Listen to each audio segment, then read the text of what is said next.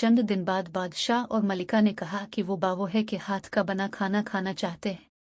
दोनों बहुएं तैयारी में लग गई, मगर छोटा शहजादा अफसुर्दा हो गया। बंदरा ने जब पूछा तो कहा, कोई बात नहीं, मैं खाना पक्का कर दूंगी,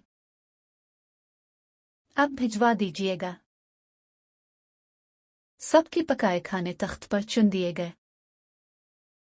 दोनों नई दुल्हनों के खाने की खूब तारीफ हुई। जब तीसरा खान खुला तो खुशबू से सारा दालान महक गया। खाने इस कदर खूबसूरत और रंगीन थे कि सबकी नजरें उन पर जिम गईं, और जब वो खाना बादशाह और मलिका ने खाया तो वाह वाह करने लगे। सबसे मजेदार और नफासत से बना हुआ खाना छोटी रानी का था, जो बंदरिया थी। मलिका और बादशाह को एक बार फिर सब दोनों को एक साथ देखने को दिल चाहा। इस बार छोटा शहजादा रो पड़ा। खाने और रुमाल तक तो बात ठीक थी, मगर उन हुसैन तरीन शहजादियों के दरमियान ये बंदरिया कैसे जाएगी? बंदर के पूछने पर शहजादे ने सारा माजरा कह दिया। छोटी बहू ने तसल्ली दी और कहा, शर्त यही है कि आप वो न जाइएगा, मैं डोली में बैठकर अकेली ही जावेगी। शहजादा पहले ही शर्मंदा था, फौरन मान गया। पहले बड़ी लेने सामने आए।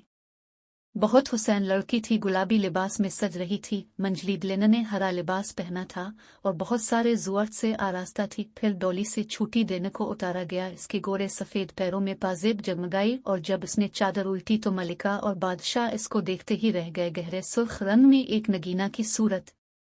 इसने जेकाकर सलाम किया।